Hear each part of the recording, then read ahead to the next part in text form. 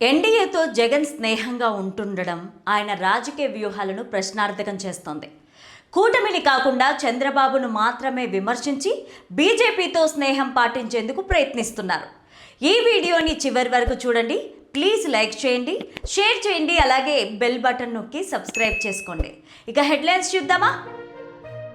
ప్రత్యర్థిని పొగడడం వ్యూహాత్మక లోపమా? కేసుల భయం సామంత ముద్ర. ద్వంద్వ వైఖరితో మైలేజీ సాధ్యమేనా? జాతీయ స్థాయిలో ఒంటరితనం.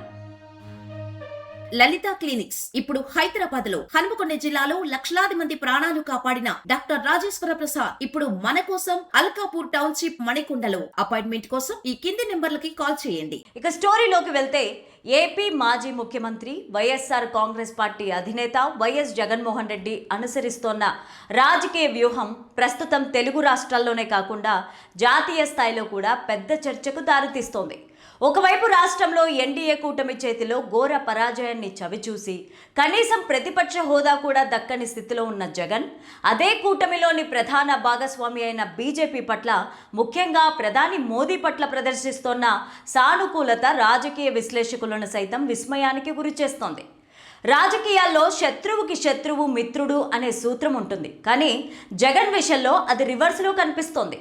రాష్ట్రంలో తన ప్రధాన శత్రువులైన చంద్రబాబు, పవన్ కళ్యాణ్లతో కలిసి ఉన్న బీజేపీని ఆయన పల్లెత్తు మాట కూడా అనకపోగా, ప్రధాని మోదీ సుదీర్ఘకాలం పదవిలో ఉంటారంటూ ప్రశంసించడం రాజకీయంగా ఆయనకు నష్టం చేకూర్చే అంశమే.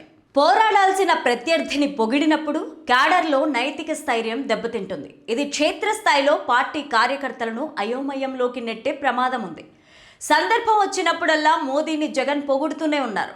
జగన్ వైఖరిపైన ప్రధానంగా వినిపిస్తున్న విమర్శలు కేసుల భయం. అక్రమ ఆస్తుల కేసులు, వివేకా హత్య కేసు వంటి అంశాల్లో కేంద్రం నుంచి రక్షణ కోసమే ఆయన బీజేపీకి సామంత పార్టీలా వ్యవహరిస్తున్నారనే ప్రచారం బలంగా సాగుతోంది. రాజకీయంగా ఇది చాలా ప్రమాదకరమైన ముద్ర. ఒక బలమైన నాయకుడిగా ముద్రపడిన జగన్ ఇప్పుడు కేంద్రం ముందు మోకరిల్లుతున్నారనే అభిప్రాయం ప్రజల్లోకి వెళ్తే ఆయన వ్యక్తిత్వానికే పెద్ద దెబ్బ తగులుతుంది. ఇది నిజం కాకపోయినా ఆయన చేతలు ఆ వాదనని బలం చేకూరుస్తున్నాయి. వైఎస్ఆర్ కాంగ్రెస్ పార్టీకి మైనారిటీలు, దళితులు, క్రైస్తవ ఓటర్ల ప్రధాన బలం.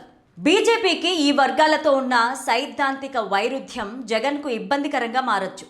జగన్ బహిరంగంగా బీజేపీని సమర్థిస్తున్నారనే సంకేతాలు వెళితే ఈ వర్గాలు ప్రత్యామ్నాయాల వైపు చూసే అవకాశం ఉంటుంది.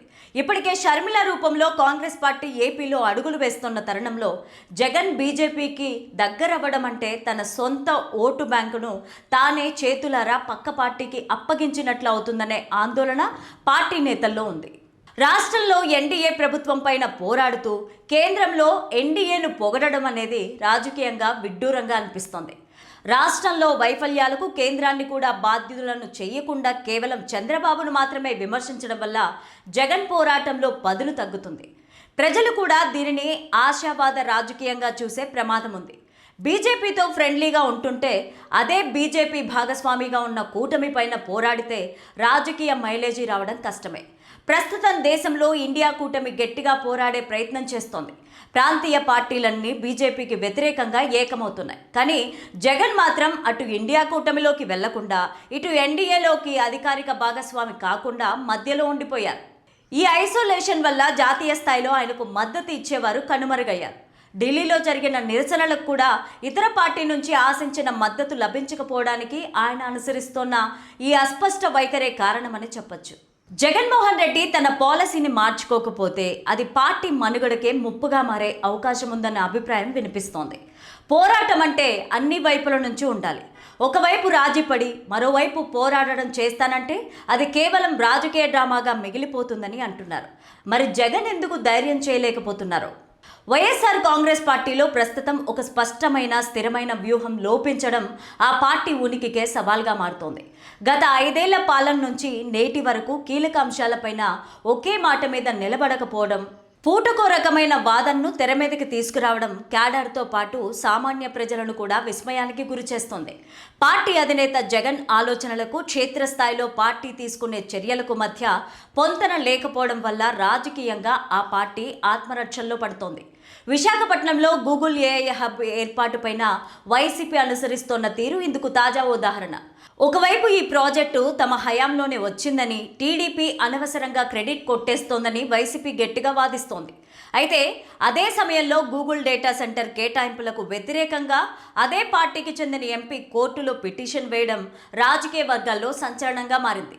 మా హయాంలోనే వచ్చింది అని చెబుతూనే దానిని అడ్డుకునేలా న్యాయ పోరాటం చేయడం ఆ పార్టీ ద్వంద్వ వైఖరికి అద్దం పడుతోందని అంటున్నారు.